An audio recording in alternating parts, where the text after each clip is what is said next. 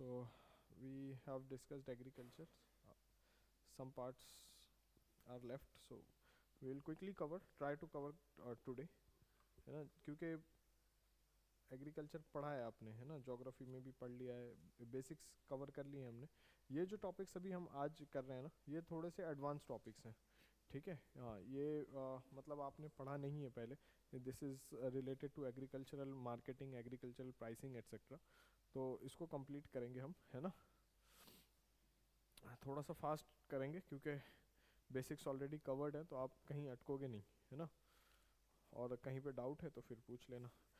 पिछला आपने रिवाइज किया है इकोनॉमी का सिलेबस और भी मॉड्यूल्स हैं?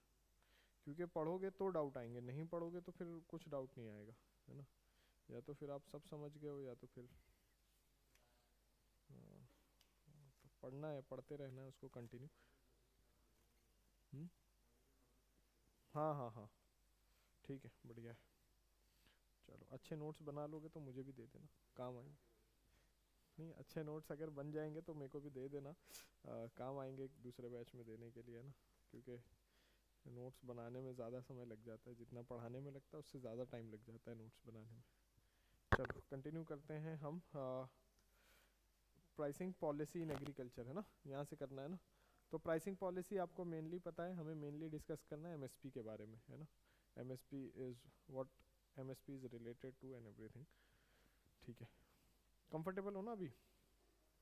चलो, 1951 से 65 के बीच में कोई प्राइसिंग की बात नहीं थी। There was no continuous and organized pricing policy of government in agriculture. Pricing of crop was controlled during periods of emergency. तो जब कभी ड्रॉट हो गया, emergency कुछ आ गई, तो उस समय फिर गुड मॉर्निंग, तो उस समय क्या करते थे, प्राइस को उस समय प्राइस को कंट्रोल करती थी गवर्नमेंट, है ना। क्या क्या नोट्स दिए थे?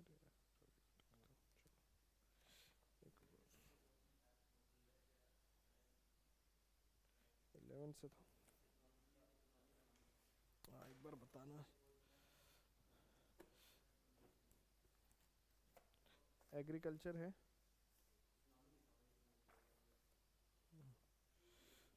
इकोनॉमी है, हाँ हाँ,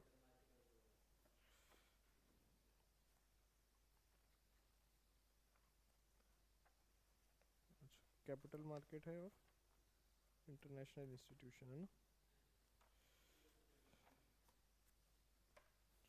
कैपिटल मार्केट तो दिख नहीं रहा। एनर्जी इंफ्रास्ट्रक्चर की नोट्स है आपके पास? अच्छा, नहीं। बजट की है, बजट का दोनों पार्ट है ना, एक पार्ट है।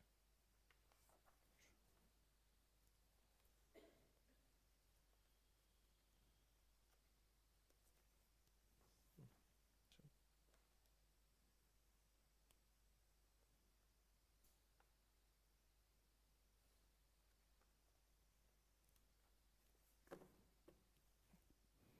बैठो बैठो बैठो। चलो, अभी एग्रीकल्चर देख लेना, इसके बाद फिर बाकी का देखेंगे, ठीक है। एक बार बाकी के नोट से मैच कर लेना कि किसने क्या लिखा है, क्या बच गया है ना, वो सब एक बार मैच कर लेना। कहीं पे कुछ उसमें कंक्लूजन वगैरह नहीं लिखा हुआ है तो वो मैंने लिखवा दिया है, ठीक है। चलो चलो, fast fast fast fast fast, चलो आते हैं। तो 9 एग्रीकल्चर से पढ़ना है अभी, ठीक है। लाइट ऑन करवा लो। तो पहले कोई प्राइसिंग एग्रीकल्चर की कंट्रोल नहीं करती थी गवर्नमेंट। रैदर पहले क्या होता था, अगर ड्राउट है या कोई ऐसी सिचुएशन आ गई है इमरजेंसी की, तो उसमें इमरजेंसी सिचुएशन में प्राइस कंट्रोल होता था, गवर्नमेंट फिर प्राइस एडमिनिस्टर करती थी। अदरवाइज इसकी प्राइसिंग होती नहीं थी शुरू के 15 साल, 51 टू 65। इमरजेंसी ड्रॉट्स शॉर्टेज जब कभी होता था, तब इसकी प्राइसिंग जो है वो गवर्नमेंट क्या करती थी, एडमिनिस्ट्रेट करती थी, ठीक है।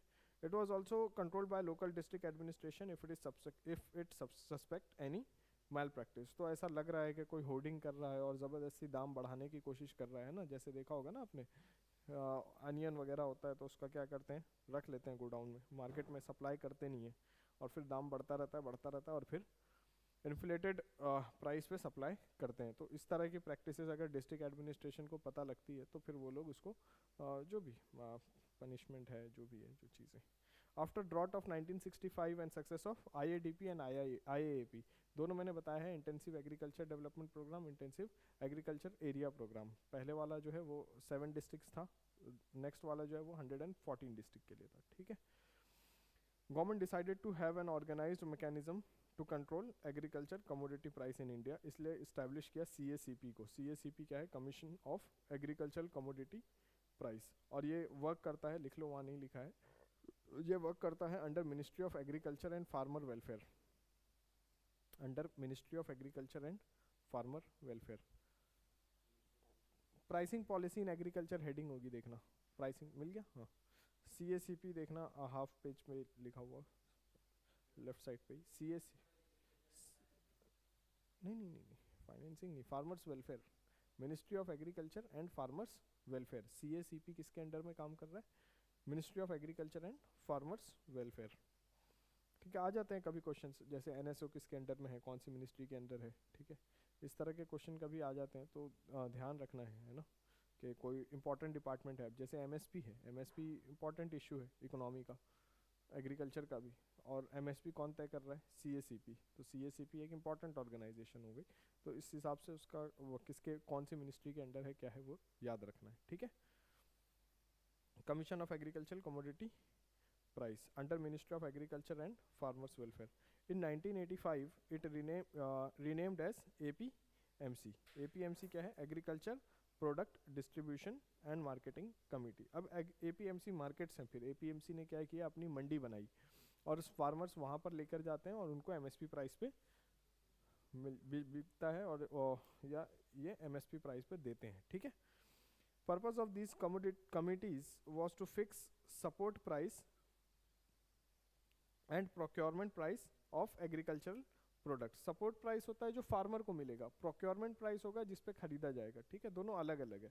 सपोर्ट प्राइस फार्मर को सपोर्ट करने के लिए, फॉर देयर इम्प्रूव, उसके लिए जो अभी लिखा है वो आगे मैं बता दूंगा। सपोर्ट प्राइस होता है जैसे फार्मर को फॉर एग्जांपल जो उसकी इनपुट कॉस्ट है वो रिकवर करना है, फार्मर का जो भी इनपुट लगा है, लैंड है, लेबर है, तो ये जो इनपुट कॉस्ट को रिकवर करना है, इसको क्या बोलते हैं? सपोर्ट प्राइस, अगर फार्मर को इस तरह का सपोर्ट दे रहे हैं। और दूसरा होता है प्रोक्योरमेंट प्राइस। प्रोक्योरमेंट प्राइस क्या होता है? जिस पे खरीदा जा रहा है, ठीक है, जिस पे सरकार खरीद रही है, वो दोनों थोड़ा सा स्लाइटली डिफरेंट है। ऑब्जेक्टिव्स ऑफ APMC क्या है?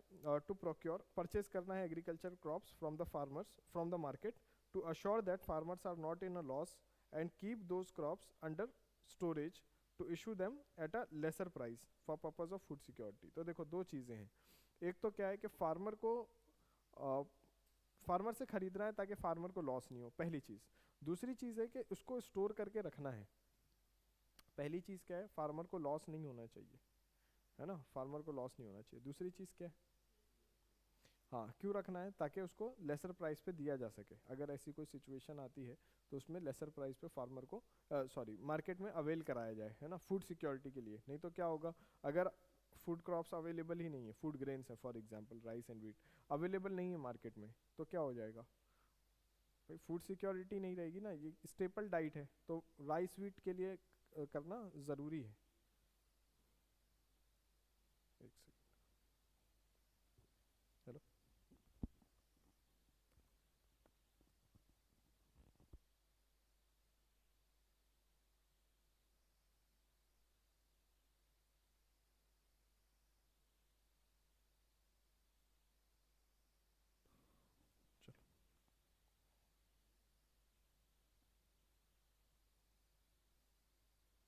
ठीक है, तो दो चीज़ें हैं, एक स्टेपल डाइट है फूड राइस एंड वीट, तो उसके लिए क्या है कि अगर उसकी शॉर्टेज हो गई तो फूड सिक्योरिटी कॉम्प्रोमाइज़ हो जाएगी, है ना, क्योंकि वो स्टेपल डाइट है, होना चाहिए, मार्केट में अवेलेबल भी कराना है। और प्राइस का भी एक इशू है, क्योंकि अगर राइस और वीट के दाम बढ़ते हैं तो इकोनॉमी में क्या आ जाएगा? टर्बुलेंस आ जाएगा, डिस्टर्बेंस आ जाएगा, क्योंकि वो स्टेबल डाइट है। तो प्राइस को भी कंट्रोल करना है और उसकी अवेलेबिलिटी भी करवानी है, मतलब दो चीज़ों पे फोकस करना है, एक है अवेलेबिलिटी और एक है अफोर्डेबिलिटी। अवेलेबल भी होना चाहिए, और अगर मार्केट में अवेलेबल है तो अफोर्डेबल भी होना चाहिए, ठीक है। फिर तीसरी चीज़ है पीडीएस शॉप, उसको बोलते हैं एक्सेसिबिलिटी, ठीक है। अवेलेबल है, अफोर्डेबल है, लेकिन क्या आप उसको एक्सेस कर पा रहे हैं? तो इसके लिए क्या है, आपके लोकल एरिया में एक पीडीएस शॉप है तो एक्सेसिबल भी कर पा रहे हैं। तो अफोर्डेबिलिटी है, अवेलेबिलिटी, अफोर्डेबिलिटी एंड एक्सेसिबिलिटी, तीनों चीज़ें हैं। पहले तो अवेलेबल होना चाहिए, तो अवेलेबिलिटी है, फिर क्या है, अफोर्डेबल होना चाहिए, फिर क्या है, एक्सेसिबल होना चाहिए, ठीक है। कैसे सपोर्ट करते हैं एपीएमसी? तो पहली चीज़ है minimum support price, also called as price floor. बताया था मैंने, आपने क्वेश्चन पूछा था ना, प्राइस फ्लोर और प्राइस सीलिंग। मिनिमम प्राइस को बोलते हैं प्राइस फ्लोर, मैक्सिमम प्राइस को बोलते हैं प्राइस सीलिंग। तो बस ये है, इस क्लासरूम की बात हो रही है, ये फ्लोर है, ये सीलिंग है, ये मैक्सिमम प्राइस है, इससे ज़्यादा में नहीं सेल कर सकते, ये मिनिमम प्राइस है, इससे कम में नहीं सेल कर सकते। तो मिनिमम सपोर्ट प्राइस क्या होता है, फ्लोर प्राइस होता है। तो कभी कभी एग्जाम में इस तरह भी बना देते हैं statement, MSP is the maximum selling price, ऐसा कुछ नहीं है, वो मिनिमम सपोर्ट प्राइस है and it is minimum price not maximum. Maximum price determined by the, sorry, minimum price determined by the government obliging APMC registered traders to buy crops from farmers at minimum value declared। Underline कर लेना registered, इसका ये मतलब है कि जो भी traders खरीद रहे हैं एपीएमसी मार्केट में फार्मर से, वो कौन है, गवर्नमेंट रजिस्टर्ड है। तो इसका ये मतलब है कि कोई आम ट्रेडर जाके एपीएमसी मार्केट से नहीं खरीद सकता। आ रही बात समझ? ये एक बड़ा इशू है, अभी इसको डिस्कस करेंगे थोड़ी देर में ही। तो एपीएमसी मार्केट में क्या होगा, जो रजिस्टर्ड ट्रेडर्स हैं वो प्रोक्योर कर सकते हैं फार्मर से एट एमएसपी, और मिनिमम प्राइस क्या देना है, एमएसपी देना है, ठीक है। आपको लगता है अगर मिनिमम सरकार ने एमएसपी बोला है तो क्या कोई उससे ज़्यादा में भी देगा एपीएमसी में? नहीं देगा। जो सरकार ने मिनिमम बोल दिया उसमें मिलेगा, है ना। आपको बोल दिया जाए मिनिमम इतनी फीस देना है तो आप बोलोगे क्या नहीं 10% और ले लो, नहीं होगा ना। So minimum price determined by government obliging APMC registered traders to buy crops from farmers at minimum value declared। MSP has to be used, तो MSP डिक्लेयर करेगी गवर्नमेंट। ये सब बता चुका हूँ इसलिए नहीं बता रहा हूँ अभी कि MSP डिक्लेयर करेगी, अभी मैंने ऑर्गेनाइजेशन बता दी है, CACP के अंडर में होता है, ministry of agriculture and farmer welfare. तो इसलिए इस पर ज़्यादा डिस्कशन नहीं कर रहे हम। जो नई चीज़ें हैं जो अभी हमें नहीं पता है, फॉर एग्जांपल जो रजिस्टर्ड ट्रेडर्स होंगे वो करेंगे, वो इसमें प्रोक्योर करेंगे at MSP. MSP has to be used when government supports, when government suspects that when नहीं है वो, व्हेन गवर्नमेंट सस्पेक्ट्स दैट, वो व्हेन कट कर दो, when government suspect that market price is too low to give minimum sustainable return to the farmers. MSP उस condition में, देखो MSP जो बनी है ना वो इस हिसाब से ही बनी है, उसका ऑब्जेक्टिव यही था कि अगर गवर्नमेंट को ऐसा लगता है कि अगर फार्मर डायरेक्टली जाता है मार्केट में, एपीएमसी की क्या ज़रूरत है, नहीं है ना एपीएमसी की ज़रूरत। देखो फार्मर के पास प्रोड्यूस है और ट्रेडर मार्केट में है खरीदने के लिए जिनको एग्रीकल्चर प्रोड्यूस चाहिए, है ना। तो एपीएमसी की ज़रूरत क्या है, नहीं होनी चाहिए ना। फार्मर्स डायरेक्टली ट्रेडर्स को बेच सकते हैं, लेकिन गवर्नमेंट को ये बात पता है कि ट्रेडर्स की बार्गेनिंग पावर ज़्यादा होती है, फार्मर्स की कम होती है, क्योंकि फार्मर के पास प्रोड्यूस है, उसको एनी हाउ बेचना है। पेरिशेबल कमोडिटीज़ भी होती हैं, उसके अलावा पेस्ट अटैक के चांसेस होते हैं, तो वल्नरेबल हो जाती है कमोडिटी एक बार आपने उसको हार्वेस्ट कर लिए तो आपको उसको सेल करना है एनी हाउ।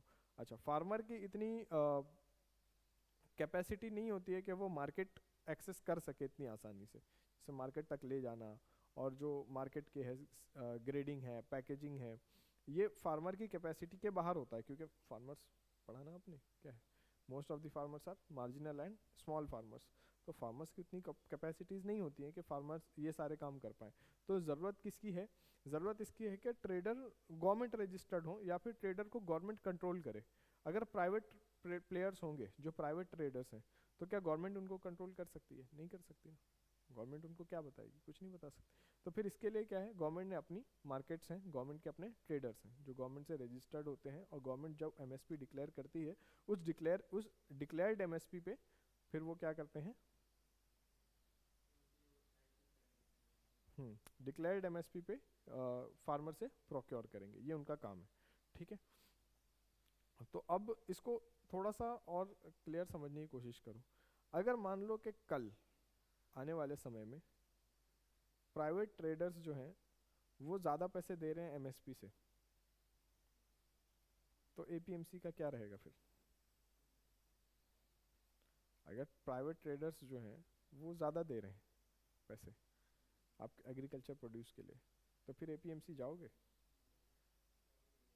तो यही तो हुआ था ना, जो न्यू लॉ आए थे एग्रीकल्चर जिसके लिए इतना प्रोटेस्ट किया, कि उसमें क्या किया था कि अलाउ कर दिया था प्राइवेट ट्रेडर्स को भी परचेस करने के लिए।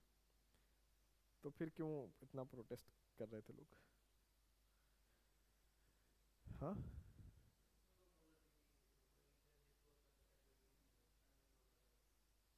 वो तो दूसरा है, वो उस पे आ रहे हैं अभी, वो इसेंशियल कमोडिटीज़ एक्ट को वो किया था, वो उसके ऊपर तो बाद में आएंगे।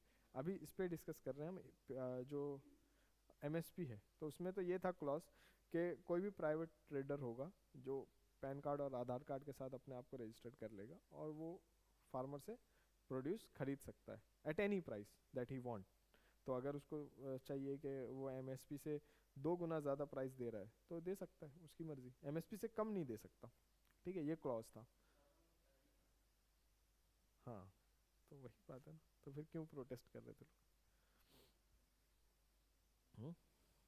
हाँ, क्योंकि मिसगाइड किया जाता है, वो उनको बता दिया कि देखो जियो की तरह होगा, शुरू में आपको 2 साल ये अच्छे पैसे देंगे, एपीएमसी खत्म हो जाएगा और फिर उसके बाद ये आपको पैसे नहीं देंगे।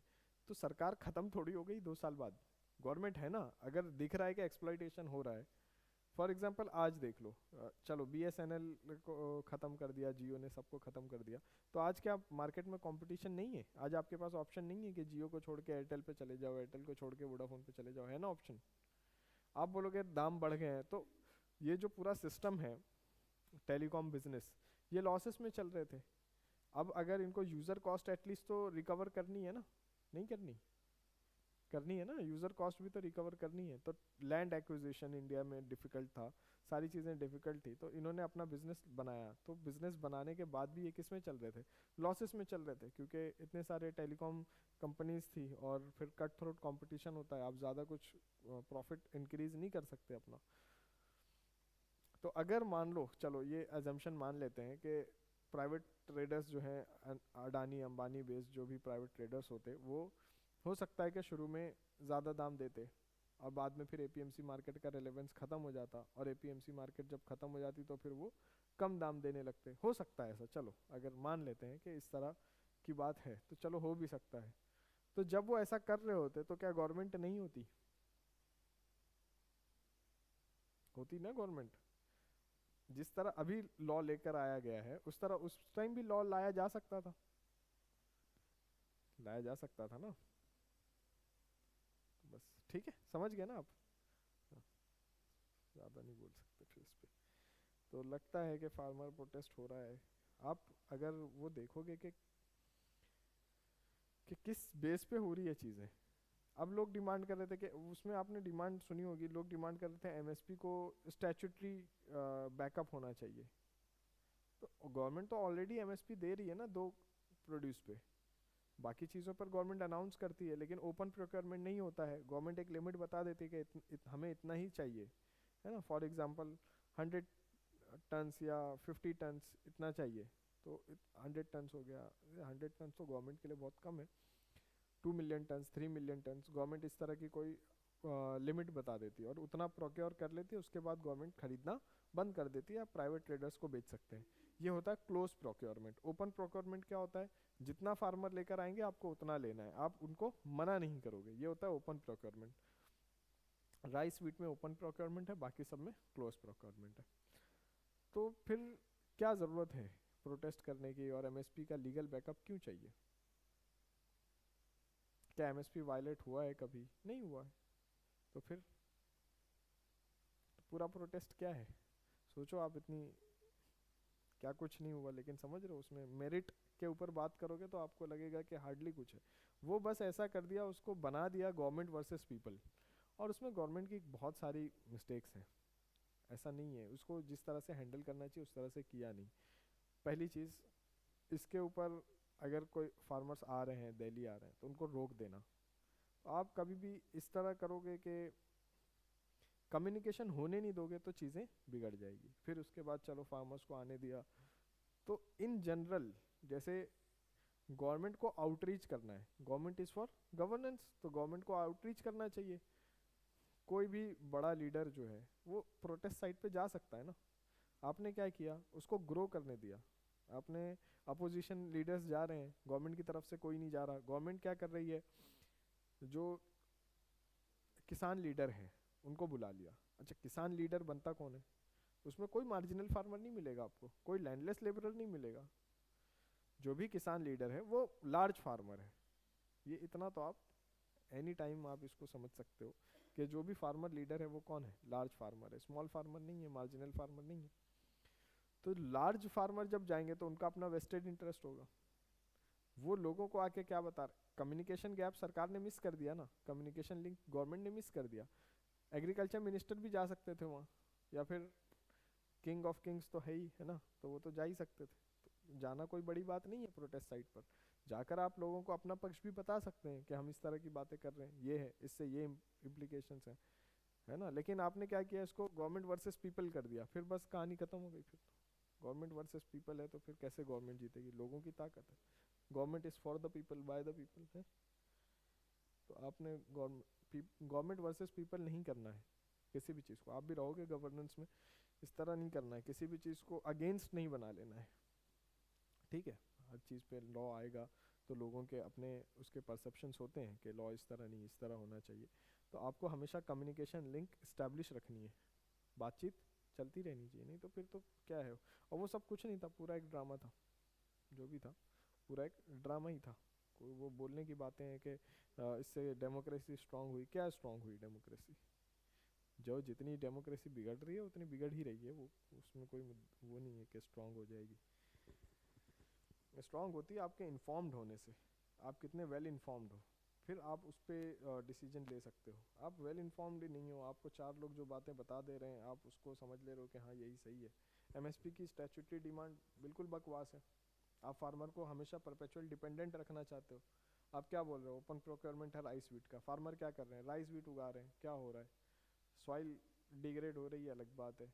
दूसरा, आप राइस एक्सपोर्ट करते हो, उसके साथ फ्रेश वाटर एक्सपोर्ट कर रहे हो, तो कॉस्ट तो देखो आप कर क्या रहे हो। आपको सब्सिडी दे रही है सरकार, इसलिए चल रहा है ना सब। आज सब्सिडी देना बंद कर दे, तो सब्सिडी देना बंद हो जाए तो आप सोचोगे ना कि मैं राइस कैसे उगाऊं, मेरे को वाटर जो इरिगेशन कर रहा हूँ मैं, वाटर एक्सट्रैक्शन कर रहा हूँ, ग्राउंड वाटर एक्सट्रैक्शन, उसके लिए जो बिजली बिल देना है वो मेरे बस का नहीं है। अभी देखा होगा ना आपने, सर्दियों में लोग हीटर लगाते हैं घर में, बहुत सारे लोग नहीं लगाते हैं। ऐसा नहीं है कि हीटर नहीं लगा सकते, इसलिए नहीं लगाते हैं कि बिजली का बिल नहीं दे सकते जो वो हीटर लाएगा, लेकिन फार्मर दे सकते हैं। क्यों? क्योंकि आपने सब्सिडी दे रखी है। तो अगर आज सब्सिडी बंद हो जाए तो आप नहीं करोगे। तो गवर्नमेंट ने ये सारी चीज़ें इनकरेज की है ना, और आप अपनी सब्सिडी आप जाने नहीं देना चाहते, क्योंकि आप उससे बहुत सारे यार दूसरे काम भी करते हो, है ना। सिर्फ पानी का पंप ही नहीं है ना, पानी के पंप पे सब्सिडी है, लेकिन आप दूसरे काम भी कर ही रहे हो ना उससे। वो बिजली का तार कहाँ कहाँ गया है आपको नहीं पता ना, हर ये बात समझ। तो ये इश्यूज हैं, इन इश्यूज के ऊपर डेलिब्रेशन नहीं, ठीक है। आ गया समझ में? चलो, कहाँ थे हम, मिनिमम सपोर्ट प्राइस, हाँ। MSP has to be used when government suspects that market price is too low to give minimum sustainable return to the farmers। अब समझ जाओ, ये ऑब्जेक्टिव था कि प्राइवेट ट्रेडर्स जो हैं वो किसानों को उतना दाम नहीं देंगे, इसलिए सरकार ये MSP बताएगी और MSP पे खरीदने का बंदोबस्त भी करेगी। लेकिन अब इसको क्या है, अब इसको क्या डिमांड कर रहे हैं कि इसको क्या करना चाहिए, बिल्कुल बकवास है। इस तरह की किसी भी स्टेटमेंट को आप नहीं सपोर्ट करोगे, क्योंकि ये रीजनिंग बेस्ड है ही नहीं, कोई इसका एविडेंस नहीं है। अच्छा, अभी मैं MSP को बताता हूँ ना, MSP के बारे में भी आपको बताता हूँ, स्टैट्यूटरी डिमांड और ये सब अभी बता रहा हूँ। Initially MSP declared on wheat and rice only, now for 23 crops, वो बताया मैंने, 22 क्रॉप्स MSP, और एक शुगर केन है जिसपे FRP डिक्लेयर होती है, फेयर एंड कौन सी प्राइस है वो, रेम्यूनरेटिव प्राइस, है ना, याद है ना, हाँ। फिर उसके बाद स्टेट एडमिनिस्ट्रेटिव प्राइस एक्सेट्रा, चलो ठीक है। इनिशियली MSP, ठीक है, open on procurement and open procurement policy for wheat and rice, समझ गया ना। ओपन प्रोक्योरमेंट क्या है, जितना भी किसान लेकर आते हैं वो सारा खरीदना है। चलो वापस से आते हैं, MSP एक बार फिर से है, to be offered through license traders. तो इसमें मेन इंपॉर्टेंट यही है, लाइसेंस ट्रेडर्स होने चाहिए who operates in APMC market to assure that farmer can recover cost of production. ये जो पूरा MSP का सिस्टम है ये किस लिए है, सो दैट फार्मर कैन क्या कर सकते हैं, हाँ, so that farmer can recover their cost of production, ये पूरा सिस्टम इसीलिए, ठीक है। For wheat and rice open procurement, open procurement का मतलब आप समझते हैं, और produce will be brought by the government. लिख लो उसी में, जल्दी से लिख लो, स्पेस है ना वहाँ लिख लो। For pulses and other agri commodities, for pulses, for pulses and other agri commodities, for pulses and other agri commodities there is closed procurement, there is closed procurement, closed procurement, that is a limit will be set by the government, closed procurement, that is a limit will be set by the government, closed procurement, that is a limit will be set by the government। ठीक है,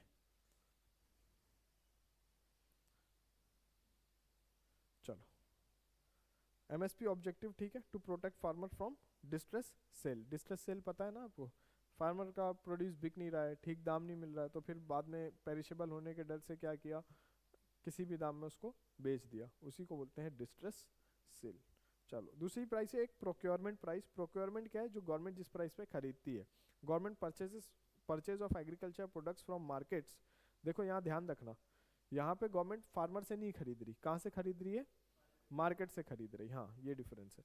तो government purchase of agriculture products from markets for purpose of maintaining food reserves and food security, है ना, सरकार ने अपने गोदाम में खरीद के रख लिया है, इसको बोल रहे हैं, ये प्रोक्योरमेंट प्राइस है। To be announced every year by the government, तो गवर्नमेंट बताती है अभी हम इसको इस दाम पे खरीदेंगे, इस दाम से खरीदेंगे, लेकिन कहाँ से खरीदेंगे, मार्केट से। एमएसपी में क्या हो रहा है, फार्मर्स बेच रहे हैं कहाँ पर जाकर, मंडी में, एपीएमसी मार्केट्स में, और प्रोक्योरमेंट प्राइस में क्या हो रहा है, गवर्नमेंट मार्केट से खरीद रही है। हाँ ये डिफरेंस समझना है, ठीक है, सब एक ही नहीं है। इशू प्राइस क्या है, the price at which food corporation of India, अच्छा लिख लो, लिखा नहीं है ना, हाँ लिखो, the price at which food corporation of India,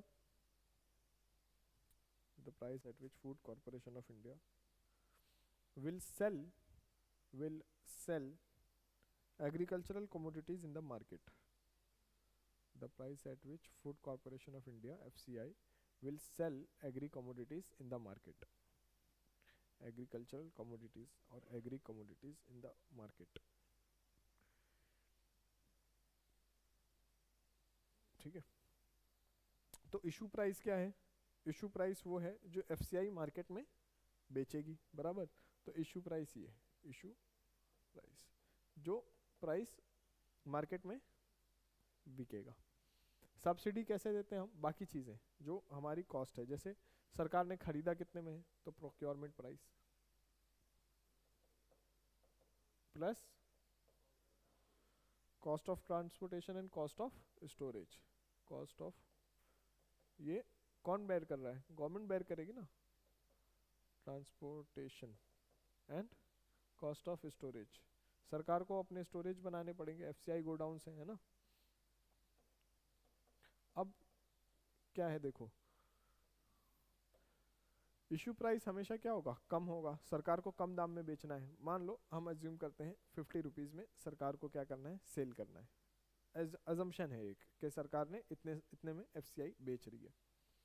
अब प्रोक्योरमेंट प्राइस तो ज़्यादा होगी, है ना सर, क्योंकि सरकार हैवीली सब्सिडाइज रेट पर बेच रही है ना, बाकी प्रोक्योरमेंट प्राइस तो ज़्यादा होगी, सरकार ने मार्केट से खरीदा है, मार्केट प्राइस मान लो इसकी है 100 रुपये, ठीक है, और कॉस्ट ऑफ ट्रांसपोर्टेशन मान लो 30 रुपीज़, ठीक है, और कॉस्ट ऑफ स्टोरेज भी मान लो अनदर 20 रुपीज़, तो ये कितना हो गया, 50 माइनस 150, बराबर, तो ये कितना हो गया, माइनस 100, ये माइनस जो 100 आया ना, यही है सब्सिडी, यही क्या है,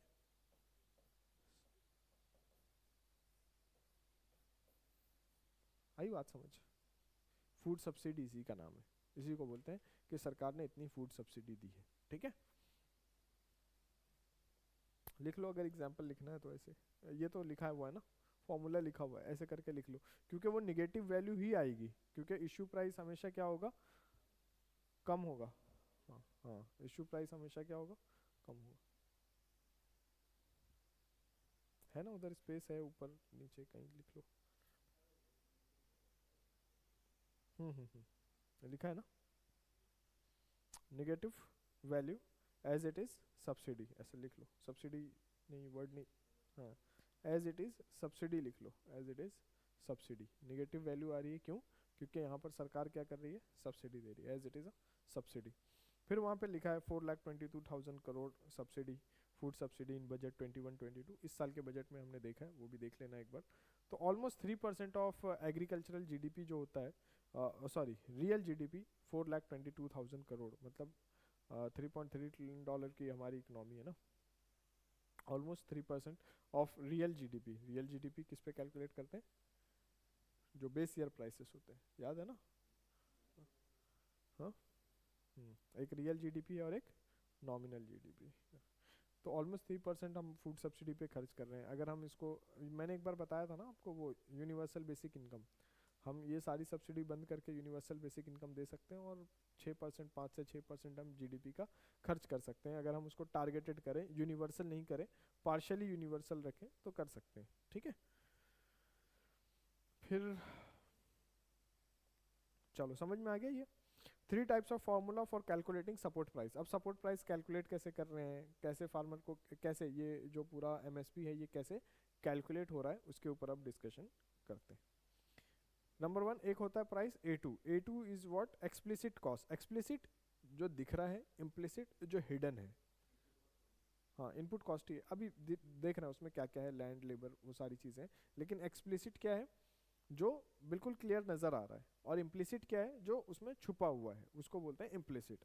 तो एक है एक्सप्लिसिट कॉस्ट और एक है इम्प्लिसिट कॉस्ट, ये दोनों का एडिशन होता है A2। अब एक्सप्लिसिट कॉस्ट क्या क्या है, हायर्ड वर्कर्स, आपने सोइंग सीजन के लिए, हार्वेस्टिंग के लिए जो वर्कर्स हायर किए हैं, इरिगेशन फैसिलिटी के लिए जो वर्कर्स हायर किए उनको आपको सैलरी देना, वेजेस देने हैं डेली, तो इनका एक ये एक कॉस्ट हो गया।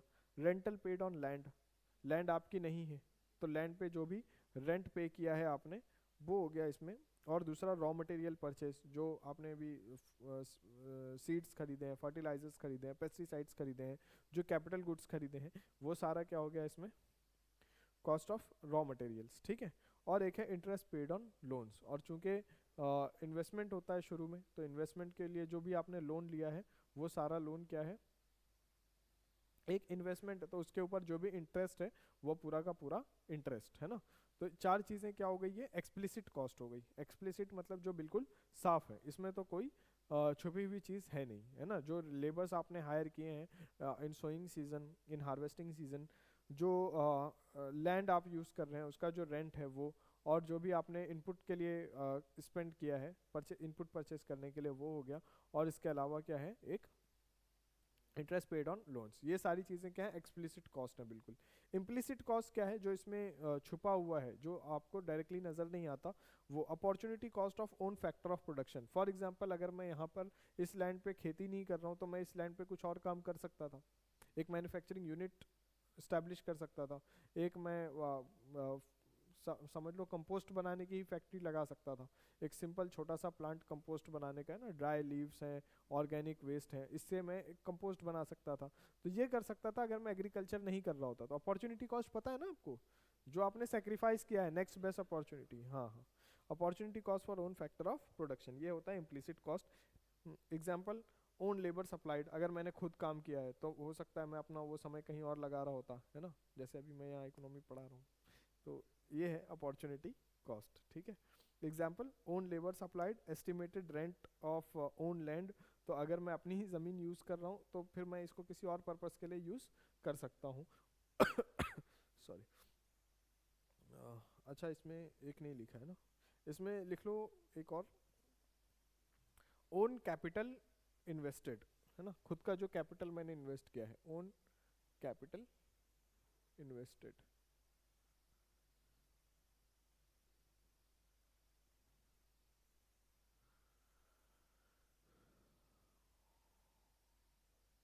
ओन कैपिटल इन्वेस्टेड, ठीक है। फिर इसके बाद क्या है, एक A2 प्लस FL वाली कॉस्ट आई थी। FL फैमिली लेबर, जो आप अपना फैमिली लेबर यूज़ कर रहे हैं, है ना, सब लोग चले गए फैमिली के सारे मेंबर। तो A2 plus FL family labours input estimated value of value for entire work for work of cropping season. तो पूरे क्रॉपिंग सीजन में आपने फैमिली के जितने लोगों को यूज़ किया है, चलो चलो तुम भी चलो तुम भी चलो, तो ये सबकी भी कॉस्ट उसमें आ गई। ये है A2+FL।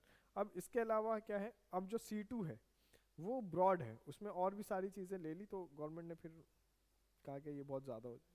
चलो A2+FL। C2 क्या है, A2+FL। अब ये जो C2 कॉस्ट हम डिस्कस कर रहे हैं, ये C2 कॉस्ट क्या है, ब्रॉड है, ये इसमें बहुत सारी चीज़ें कवर हो रही हैं। जैसे कि A2+FL तो कवर हो गया, A2+FL आ गया, उसके साथ साथ क्या चीज़ें हैं, input cost, imputed cost of land use. Imputed cost वही, अगर आप इसके लिए नहीं यूज़ कर रहे होते तो किसी और चीज़ के लिए, तो imputed cost of land use. उसके अलावा इम्प्यूटेड कॉस्ट ऑफ फ्यूल, जो आपने फ्यूल यूज़ किया है, फॉर एग्जाम्पल वाटर एक्सट्रैक्शन के लिए, हार्वेस्टिंग के लिए, अगर आपने जनरेटर बेस्ड चीज़ें यूज़ की है ना उसके लिए, ठीक है, जो फ्यूल, जो भी फ्यूल आपने यूज़ किया है, और डीजल बेस्ड चलाया वाटर पंप इसके लिए।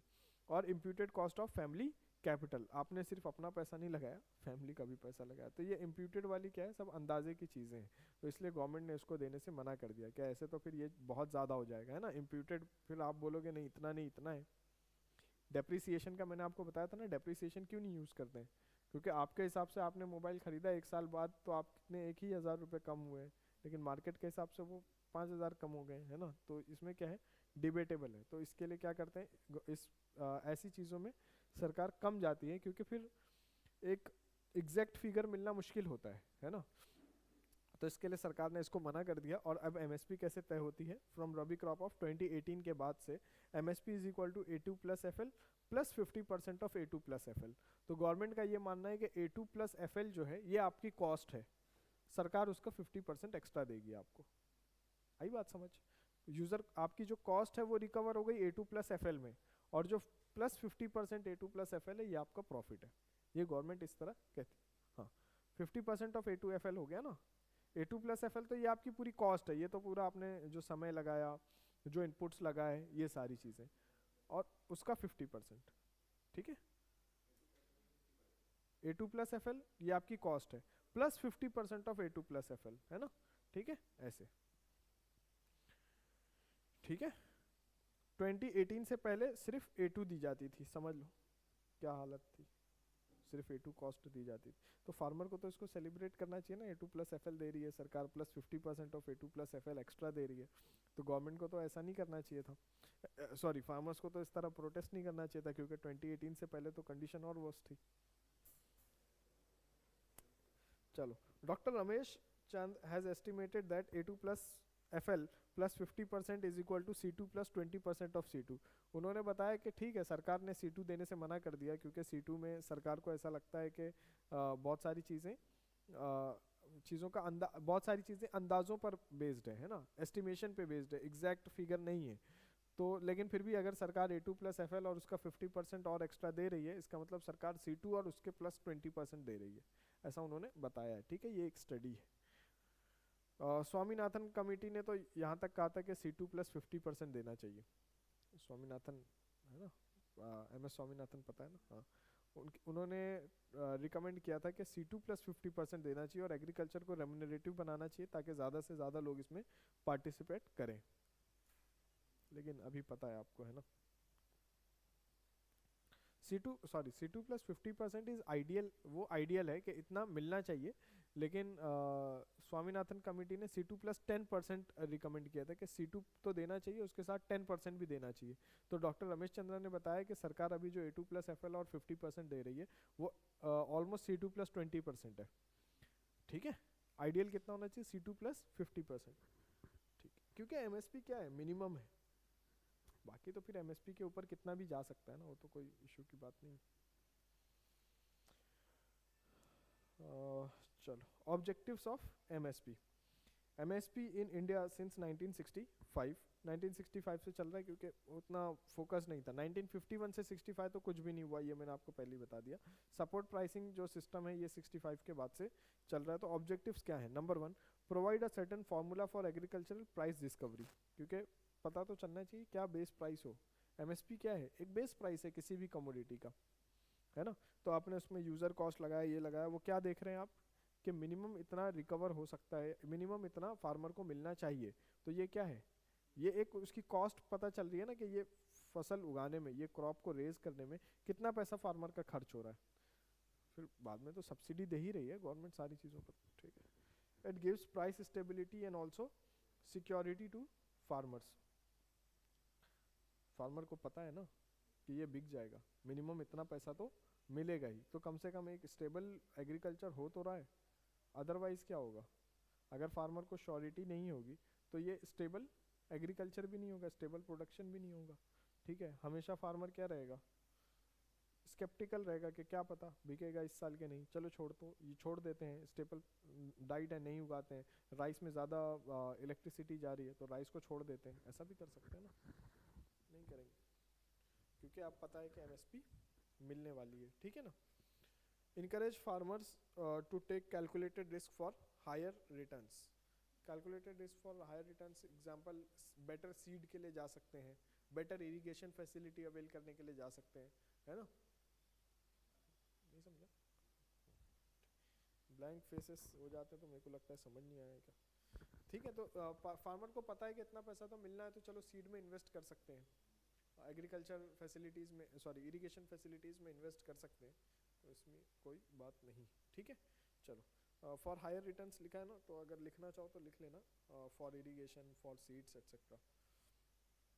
बाकी तो अब आप समझ गए हैं ना, एग्रीकल्चर आ गया समझ। चलो अब आते हैं एमएसपी सिस्टम के, जो ये जो पूरा एमएसपी है इसका क्या क्रिटिसिज्म है, कैसे ये बर्बाद कर रहा है ना। चलो जल्दी से, रीजनली कंसंट्रेटेड इन एप्लीकेशन, ये सब तो हम डिस्कस कर चुके हैं ऑलरेडी, याद होगा आपको, है ना।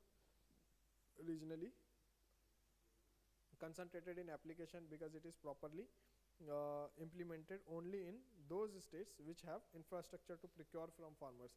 अब अगर एपीएमसी मार्केट ही नहीं है, एपीएमसी मार्केट ही नहीं है, रजिस्टर्ड ट्रेडर ही नहीं है, तो फार्मर बेचेगा किसको। तो फिर इसका ये मतलब है बिहार के किसान ने ज़्यादा सफ़र किया है एमएसपी की वजह से, क्योंकि इंफ्रास्ट्रक्चर डेवलप ही नहीं किया गया। हाँ, और फिर एपीएमसी और मिनिमम एमएसपी से ज़्यादा बेचने पे पनिशमेंट है, क्या होगा सोचो अभी। चलो देखते हैं, अभी इसको डिस्कस करते हैं। एमएसपी से कम अगर आप बेचोगे, एमएसपी क्या है, मिनिमम सपोर्ट प्राइस, अगर उससे कम बेचोगे तो वो पनिशेबल ऑफेंस है ना। तो अगर उस आपने इंफ्रास्ट्रक्चर बनाया नहीं, आपने बोला इतने में बिकना चाहिए, इंफ्रास्ट्रक्चर है नहीं, फार्मर किसके पास जाके बेचेगा। फिर प्राइवेट ट्रेडर को आप बोलते हो कि इसको इससे कम दाम में नहीं बेच सकते, तो फिर प्राइवेट ट्रेडर भी नहीं खरीद रहा है, तो क्या हो रहा है, पूरे प्रोड्यूस की ब्लैक मार्केटिंग हो रही है। आ रही बात समझ। देखो आपने एमएसपी अनाउंस किया, आपने क्या कहा, इससे कम दाम पे नहीं बेचना है, फार्मर को इससे ज़्यादा दाम देना है, इससे कम नहीं। अब आपने जो एमएसपी अनाउंस की, आपने आपकी मार्केट नहीं है, आपने मार्केट अभी क्रिएट नहीं की है, फार्मर के पास कोई जगह नहीं है जहाँ वो जाके बेच सके, और है भी तो वो इतनी दूर है कि फार्मर के लिए वायबल नहीं है लेकर जाना। तो अब फार्मर क्या कर रहा है, प्राइवेट ट्रेडर को बेचने की कोशिश कर रहा है, लेकिन प्राइवेट ट्रेडर को भी आप एमएसपी से नीचे नहीं बेच सकते। प्राइवेट ट्रेडर जो होगा वो बोलेगा मैं एमएसपी पे नहीं खरीद सकता। अब हो क्या रहा है, बेच रहा है फार्मर प्राइवेट ट्रेडर को, लेकिन पूरा ब्लैक मार्केटिंग हो रहा है। सफर कौन कर रहा है, फार्मर। आई बात समझ। तो आप बोलते हो एमएसपी को स्टैट्यूटरी बैकिंग बनाना, इंफ्रास्ट्रक्चर है सब जगह, सिर्फ पंजाब हरियाणा के लिए पूरा इंडिया का एग्रीकल्चर काम करेगा, ऐसा होगा। तो इंडिया की पूरी एग्रीकल्चरल पॉलिसी जो है सिर्फ पंजाब और हरियाणा के ऊपर होनी चाहिए, क्योंकि पंजाब और हरियाणा के किसान अमीर है, बीएमडब्ल्यू में चढ़ते हैं, तो इसके लिए उनके हिसाब से पॉलिसी बननी चाहिए, ऐसा तो नहीं हो सकता ना। चलो 75% अभी बता रहा हूँ एमएसपी के बारे में, कितने किसान जानते हैं वो भी बताता हूँ अभी। Which have infrastructure to procure from farmers, so ये है ही नहीं। 75% of total MSP based procurement in India is from Punjab, Haryana, western UP, Tamil Nadu and Telangana.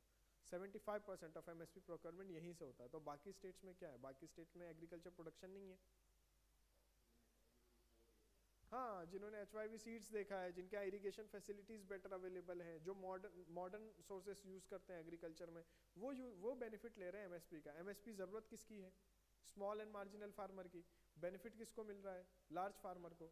तो पूरी पॉलिसी का मतलब क्या है, क्या है पूरी पॉलिसी का मतलब। 75% कहाँ से कहाँ पे मिल रहा है, पंजाब, हरियाणा, वेस्टर्न उत्तर प्रदेश, तमिलनाडु और तेलंगाना।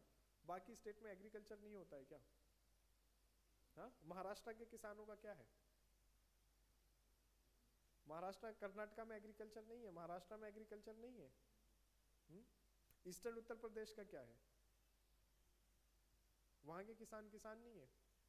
तो पूरा जो सिस्टम आप समझ रहे हो ये एक, इसलिए फिर मैं बोलता हूँ, फिर लोगों को लगता है कि ये एंटी गवर्नमेंट या गवर्नमेंट की साइड है। साइड नहीं, आप रीजन बेस्ड बात करोगे आपको समझ में आ जाएगा कि कुछ साइड वगैरह कुछ नहीं होता है यहाँ पर। आप क्या फैक्ट समझ रहे हो, है ना। ये पूरा जो प्रोटेस्ट ऑर्गेनाइज हुआ और बाद में इसको बोल रहे हैं कि सक्सेसफुल है, क्या सक्सेसफुल है? आज किसान बेटर कंडीशन में, तो फिर सक्सेसफुल कहाँ से? हाँ अगर ऐसा है तो भाई फिर आप पंजाब गवर्नमेंट से बात करो, हरियाणा गवर्नमेंट, अगर 2 स्टेट 3 स्टेट की प्रॉब्लम है तो वो तो अपना स्टेट लेवल पे सॉल्व करना चाहिए ना, सेंट्रल गवर्नमेंट से क्या। गवर्नमेंट बेवकूफ़ है ना, गवर्नमेंट को, सॉरी गवर्नमेंट को इससे इसको कैसे हैंडल करने हैं वो आना चाहिए, है ना। इस तरह आपने इसको बना दिया, नेशनल मुद्दा था नहीं, इसको नेशनल मुद्दा बना दिया आपने। आप क्यों नहीं आने दे रहे? आओ, कोई भी आ सकता है दिल्ली प्रोटेस्ट करने के लिए, जंतर मंतर है, क्यों क्यों नहीं आ सकता है? कोई भी आ सकता है ना। अब आप जंतर मंतर बंद कर दो, यहाँ प्रोटेस्ट नहीं करना, ऐसे नहीं होता। फिर डेमोक्रेसी का मतलब क्या है? फिर तो वो किंगशिप है, किंगशिप नो नो किंगशिप है। चलो इट इंक्रीजेस, अब दूसरा देखते हैं जल्दी से। इट इंक्रीजेस क्योंकि क्या है, सिलेबस आपका रह जाएगा, बातें होती रहेंगी फिर सिलेबस रह जाएगा। और वैसे भी शायद होपफुली आपकी कल से क्लासेस होल्ड पे रख रहा हूँ मैं इकोनॉमी की। सर से बात करना आप लोग, है ना, कि सर क्यों क्लास, हाँ क्या निकल के, हाँ कॉस्ट ऑफ प्रोडक्शन तो एटलीस्ट निकलना चाहिए तो आप आपको सर से बात कीजिए आप लोग कि क्लासेस क्यों नहीं हो रही है और क्या है। सिलेबस बचा हुआ है हमारा और 3-4 क्लासेस होनी है, तो सिलेबस बच रहा है, ये आप इसको आप पुश कर सकते हो। मैं तो यही कर सकता हूँ कि मैं क्लास नहीं ले रहा, इससे ज़्यादा मेरे हाथ में है नहीं अभी।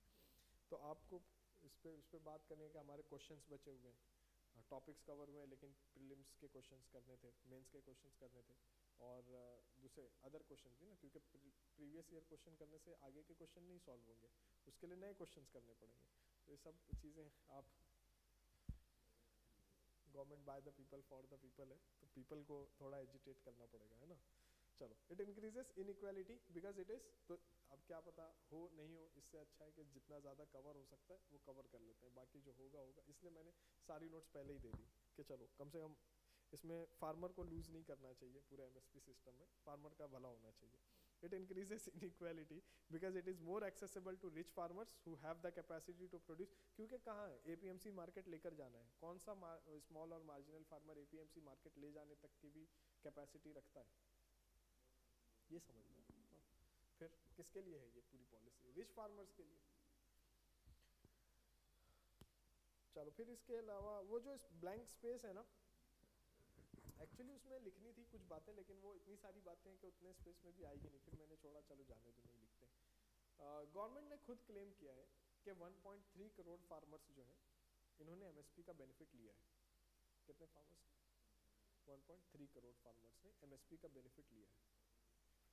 1.3 फार्मर्स मतलब कि क्या होता है भाई? 43% वर्कफोर्स इन्वॉल्व है ना, उसके हिसाब से तो फार्मिंग बिजनेस में 13 करोड़ फार्मर इन्वॉल्व है।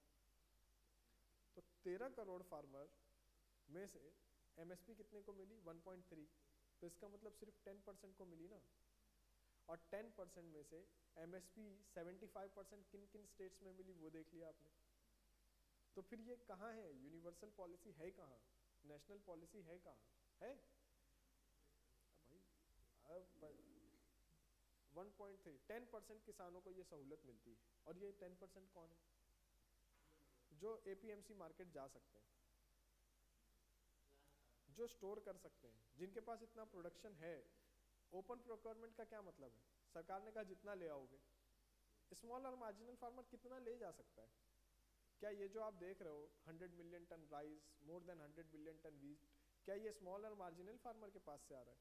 क्या स्मॉल मार्जिनल फार्मर की कैपेसिटी है कि 100 मिलियन टन? 100 मिलियन टन इतनी तो हमारी कैपेसिटी नहीं है खाने की।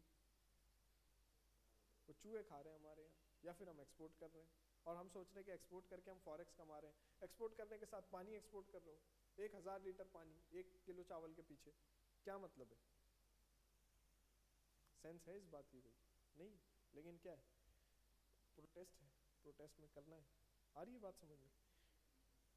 इट इंक्रीजेस, आ गया ना। तो वो जो ब्लैंक स्पेस है उसमें कुछ चीज़ें नहीं है, वो ब्लैंक स्पेस में कैलकुलेशंस हैं। तो अभी वो कैलकुलेशन छोड़ दो, इतना समझ लो गवर्नमेंट का खुद का डेटा है। गवर्नमेंट ने बजट में, इनफैक्ट निर्मला सीतारमन जी ने बजट स्पीच में कहा था कि 1.3 करोड़ फार्मर्स को एमएसपी का बेनिफिट दिया गया, और लोग ताली पीट रहे थे उस समय पूरे डेस्क पे, जो मेंबर्स होते हैं, है ना, पता है ना, मिनिस्टर्स होते हैं जो house of member of parliaments, Lok Sabha के।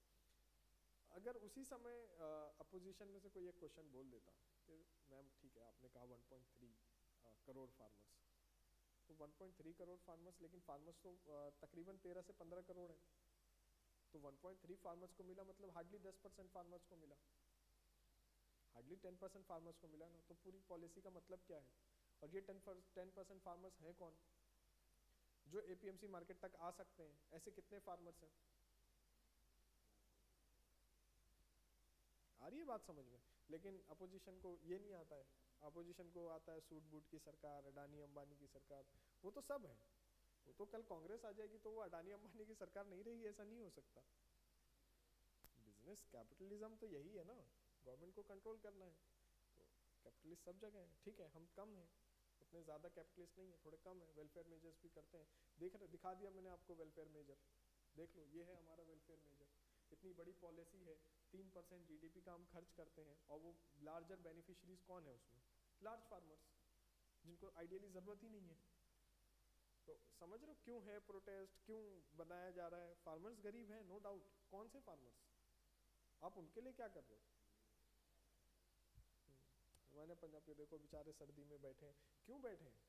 वो इसीलिए बैठे हैं, उनको पता है कि हमारे बेनिफिट्स चले जाएंगे। और वो जो प्रोटेस्ट पे बैठे थे वो करप्ट नहीं है, वो तो बेचारे सीधे साधे लोग हैं। उसमें मोस्टली स्मॉल फार्मर्स हैं, लैंडलेस लेबरर्स हैं जो प्रोटेस्ट पे आके बैठे हैं। उनको समझाया किसने? लार्ज फार्मर्स ने। वेस्टेड इंटरेस्ट अगेन, है ना, मैंने आपको समझाया ना अभी, वेस्टेड इंटरेस्ट है, ऐसे होता है। लोग अपने फायदे के लिए मैनिपुलेट कर देते हैं। फिर जो होते हैं स्मॉल फार्मर्स, उनको लगता है ये माई बाप है, ये जो कह रहे हैं यही सही है, ये ज़्यादा जानकार है। क्योंकि अगर एक फार्मर बात कर सकता है कॉन्स्टिट्यूशनल अमेंडमेंट की, एक फार्मर बात कर सकता है एमएसपी को स्टैट्यूटरी बैकिंग देने की, तो सोच लो कि उसके पास कितने रिसोर्सेस हैं। क्योंकि हमारा फार्मर तो, हम जिस फार्मर को जानते हैं वो फार्मर तो कुछ भी नहीं जानता। वो फार्मर तो ये भी नहीं जानता कि प्रधानमंत्री कौन है। वो तो अब मोदी जी का फोटो लग गया हर जगह, तो लोग जानते हैं कि ये प्रधानमंत्री है। अदरवाइज देख लो आप रूरल इंडिया में क्या कंडीशन है। आप पूछोगे प्रधानमंत्री कौन है, लोग अभी भी लालू यादव बोलेंगे, मुलायम सिंह बोलेंगे। ये कंडीशन है स्मॉल फार्मर्स की, है कि नहीं है? बिल्कुल है। हाँ, 3 लोग अभी ऐसे नहीं कर सकते ना, अभी देख रहे हैं ना, उसके ऊपर डिस्कशन कर रहे हैं, अभी तो डिस्कशन कर रहे हैं। नहीं इस पर माइक में भी बोल सकते हैं, कोई इसमें तो कोई वो नहीं है। आप मेरिट्स है ना। अभी क्या बताया फार्मर्स को, मैंने आपको पिछली बार भी बताया, फार्मर्स को बताया गया था कि कंपनी आपकी ज़मीनें ले लेगी। एक्ट में सेक्शन 3C में लिखा है कि कॉन्ट्रैक्ट फार्मिंग में किसी भी कंडीशन में लैंड नहीं गिरवी रखी जा सकती, और कोई भी कॉरपोरेट, कोई भी कंपनी लैंड एक्वायर नहीं कर सकती। क्लियर लिखा है, तो फिर आप किस चीज़ को लेकर प्रोटेस्ट कर रहे हो? आपको किसने बता दिया कि ज़मीनें चली जाएगी आपकी? उसमें एसडीएम को रखा गया था डिस्प्यूट रेजोल्यूशन के लिए। लोगों ने कहा एसडीएम तो बिका हुआ है, ऐसे तो सब बिके हुए हैं। ऐसे तो फिर प्रधानमंत्री के बारे में भी लोग कह रहे हैं कि अडानी की सरकार है, सूट बूट की सरकार है। तो ये तो एलिगेशन है, ये एप्रीहेंशन है कि ये हो गया तो ऐसा होगा, इसमें मेरिट नहीं है। ये होगा या नहीं होगा वो डिफरेंट थिंग है।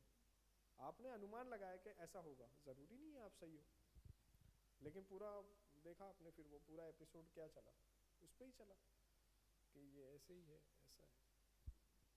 हालांकि बहुत सारी चीज़ें ख़त्म होती उससे, एमएसपी का टेंशन ख़त्म होगा तो लोग दूसरी चीज़ें, दूसरे क्रॉप्स जो हैं वो ग्रो करेंगे।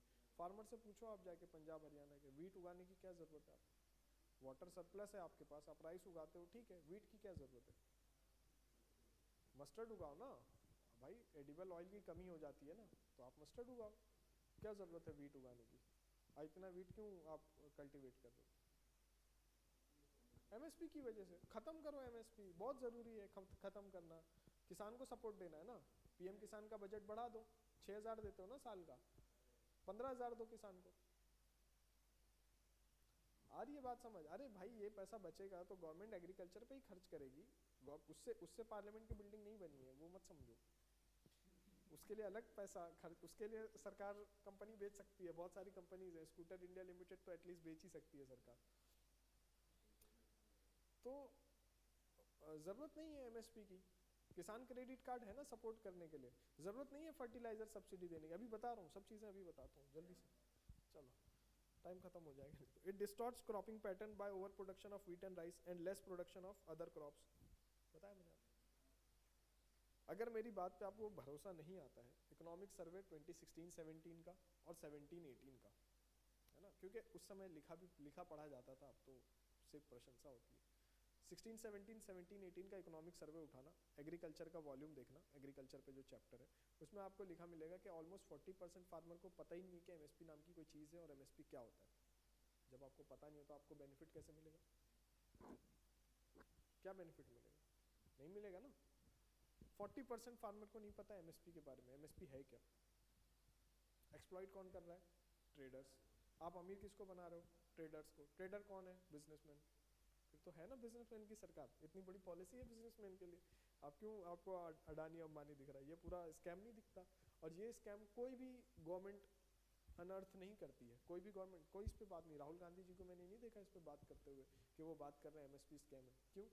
क्योंकि आपकी सरकार आने के बाद भी आप ये स्कैम कंटिन्यू करना चाहते हो। आ रही है बात समझ? अरे भाई आया तो वहीं से ना, मोदी जी थोड़ी लाए इसको। It provides incentive to produce at higher cost. अच्छा आप दे क्या रहे हो? आप नहीं इंसेंटिव नहीं, इंसेंटिवाइज कर रहा है, बता रहा हूँ कैसे। आप क्या कर रहे हो? आप जो एमएसपी दे रहे हो वो किस चीज़ पे दे रहे हो? आपकी इनपुट कॉस्ट रिकवर होना चाहिए और उसका 50% फॉर एग्जाम्पल। तो इसका मतलब अगर मेरी इनपुट कॉस्ट बढ़ेगी तो एमएसपी बढ़ेगी? नहीं बात समझ में आई। मैं एमएसपी किस चीज़ पे दे रहा हूँ? Input cost plus 50%। इसका मतलब मैं अगर इनपुट कॉस्ट बढ़ा दूँ तो मेरी एमएसपी बढ़ जाएगी। एग्जाम्पल देता हूँ। फॉर एग्जाम्पल मेरी सैलरी इस पे डिपेंड करती है कि मैं कितना जेरोक्स करा के आपको देता हूँ। अगर है ना, मान लो जितना आपको जेरोक्स करा के दिया प्लस 50%, अगर ये मेरी सैलरी बनती है तो मैं तो ज़्यादा जेरोक्स करा के दूंगा ना, अननेसेसरी चीज़ें भी जेरोक्स करा के दूंगा। क्यों? क्योंकि जितना जेरोक्स की कॉस्ट बढ़ेगी उतना मेरी इनकम बढ़ेगी। फिर कहीं जेरोक्स हो सकता है 2 रुपये का, लेकिन मैं करा रहा हूँ 5 रुपये का, क्योंकि बढ़ेगी ना मेरी तो इनकम बढ़ेगी। और ऐसा भी तो हो सकता है ना फिर कि मैं करा रहा हूँ 2 रुपये का, बता रहा हूँ 5 रुपये का। आ गई बात समझ में? यही समझाना चाह रहा था। तो ये है आपका, आप इंसेंटिवाइज कर रहे हो लोगों को कि आप हायर कॉस्ट पे प्रोड्यूस करो, और क्या पता लोग हायर कॉस्ट पे प्रोड्यूस नहीं कर रहे हैं बट रिपोर्ट कर रहे हैं कि उन्होंने हायर कॉस्ट पे प्रोड्यूस किया। क्यों? क्योंकि एमएसपी उस पर बन रही है। तो फिर ये दिक्कत है। समझ में आ गई बात? High burden on budget of government. Total government expenditure in 21-22 34,86,000 crore है ना। फिर ये सब तो आपको मैंने बजट में, नए वाले बजट के भी डेटा दे दिए ना इसके ऊपर। तो चलो, in next 2 years on MSP government is planning to give 3 lakh crore है ना। किसको मिल रहा है देख लो, पंजाब और Haryana 55,000 crore under MSP every year जाता है, सिर्फ पंजाब और हरियाणा अलोन इतना पैसा जाता है। और जबकि ज़रूरत है क्या पंजाब हरियाणा के किसानों को? ये सवाल है। ये नहीं पूछता है भारत। भारत सिर्फ पता नहीं क्या क्या पूछता है, कहाँ है सलमान, कहाँ है शाहरुख, ये पूछता है भारत। भारत को ये पूछना चाहिए ना कि ज़रूरत है क्या पंजाब हरियाणा के लिए। तो जर्नलिज्म का तो चलो ठीक है, अब वो फिर हम डिफरेंट डायरेक्शन में चले जाएंगे। आते हैं स्टेप्स टू इम्प्रूव एमएसपी। अब क्या क्या करना चाहिए आइडियली? तो बहुत वायलेंट नहीं हो जाना है, जिस तरह वायलेंट सजेशन मैं दे रहा हूँ उस तरह वायलेंट सजेशन नहीं देना है एग्जाम में। एग्जाम में थोड़ा मॉडरेट रखना है इसको। बाकी बात करने के लिए तो आप खुद भी बात कर सकते हो, वोट्स तो वायलेंट चीज़ों पे ही मिलते हैं।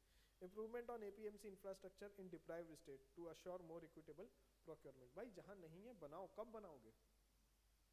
एपीएमसी मार्केट कब बनाओगे? कितना समय लगेगा बनाने? बिहार के किसान 7% किसान यूज करते हैं एपीएमसी का। क्या होता है 7%? 7% क्या होता है 7%? और वो भी बिहार जैसा स्टेट जो पिछड़ा हुआ है ना, पिछड़ा हुआ है। एपीएमसी इंफ्रास्ट्रक्चर में क्या होना चाहिए? क्रिएटिंग मोर मार्केट स्पेस। अच्छा आप कभी चले जाना, समय मिलेगा तो निकाल के समय जाना, एपीएमसी मंडी देखना अपने विलेज की। आपको पता चलेगा, आपको लगेगा कि यहाँ तो मैं 1 घंटा बैठ नहीं सकता हूँ, ऐसी कंडीशन होती है वहाँ। न ड्राइंग फैसिलिटी है, वो बिल्कुल पूरे में अगर अनियन की फसल हो रही है उस समय, तो पूरे मार्केट में आपको अनियन दिखेगा। अगर राइस वीट है तो पूरे मार्केट में राइस वीट गिरा हुआ दिखेगा। तो भाई आपके यहाँ प्रॉपर पैकेजिंग नहीं है। हाँ, किस देखना आप कभी जाके कंडीशन, फिर समझ में आएगा, फिर तो डरोगे खाना खाने से भी हो सकता है। ठीक है, तो ये कंडीशन होती है। कोई स्टोरेज स्पेस नहीं है, कुछ नहीं है, ऐसे ही पड़े रहता है। बताया ना मैंने आपको, रेलवे ट्रैक के पास देखा होगा अगर आपने, बोरा रखा है, पैकेट्स रखे हैं, वो खाना होता है उसमें, और चूहे निकल निकल के खा रहे होते हैं और फिर चले जाते हैं। 45 मिलियन टन अनाज चूहे खा गए थे हमारा, 2018 की रिपोर्ट है फूड कॉरपोरेशन ऑफ इंडिया की। 45-50 मिलियन टन। अपने मन की बात नहीं, मैं करता ही नहीं मन की बात। एफसीआई की खुद की रिपोर्ट है ये, कि गोडाउन नहीं था, हमने रेलवे ट्रैक्स पे रखे, चूहे खा गए। अब बेचारे, हमारी तो गलती नहीं है, चूहे की गलती है, उनको पकड़ो, उनको सजा दो। पता होगा ना, न्यूज़ में देखते होगे आप, सरकार ने, पुलिस ने ड्रग सीज किया, ठीक है, अफीम वगैरह ड्रग्स सीज किया पुलिस ने, और उसको रखा अपने यहाँ, जहाँ भी जो भी उनका स्टोरेज फैसिलिटी था। बाद में कोर्ट ने कहा कि लाओ, कहाँ है, दिखाओ कितना सीज किया था, कितना किलो था, बताया, ठीक है 45 किलो था, कहाँ है, तो चूहे खा गए, 1 किलो बच रहा है, 1 किलो ला के दे देते हैं, क्या हो गया, सबका ब्लैक मार्केटिंग हो गया। चूहे नहीं खाते, चूहे अफीम थोड़ी खाते हैं। फिर ऐसे ये होता है फिर। चलो ठीक है, तो पहले क्या है, इंफ्रास्ट्रक्चर क्रिएट करना है। दूसरी चीज़, to improve bargaining power of small farmer, focus उन पर करना है जिन पर फोकस करने की ज़रूरत है। Small farmers, they should be arranged into farmer producer organisations, जो मैंने आपको फूड प्रोसेसिंग के समय बताया कि फार्मर प्रोड्यूसर ऑर्गेनाइजेशंस जो होंगी, है ना, जिसमें कलेक्टिव बार्गेनिंग होगी, 10 फार्मर्स, 20 फार्मर्स, क्योंकि स्मॉल फार्मर की कोई बार्गेनिंग पावर नहीं है। ये पूरी देख लिया आपने, पूरी स्कीम किसके लिए चल रही है, लार्ज फार्मर के लिए। तो 20-25 फार्मर्स जो हैं, या पूरा एक विलेज है, ये मिलके अपना एक क्या बना सकता है, एफपीओ बना सकता है, फार्मर प्रोड्यूसर ऑर्गेनाइजेशन। गवर्नमेंट कई सारे बेनिफिट्स भी देती हैं एफपीओस को, और इनकी एक कलेक्टिव बार्गेनिंग भी हो जाएगी फिर, है ना। जितना ज़्यादा प्रोड्यूस रहेगा उतनी ज़्यादा आप बार्गेनिंग कर सकते हो।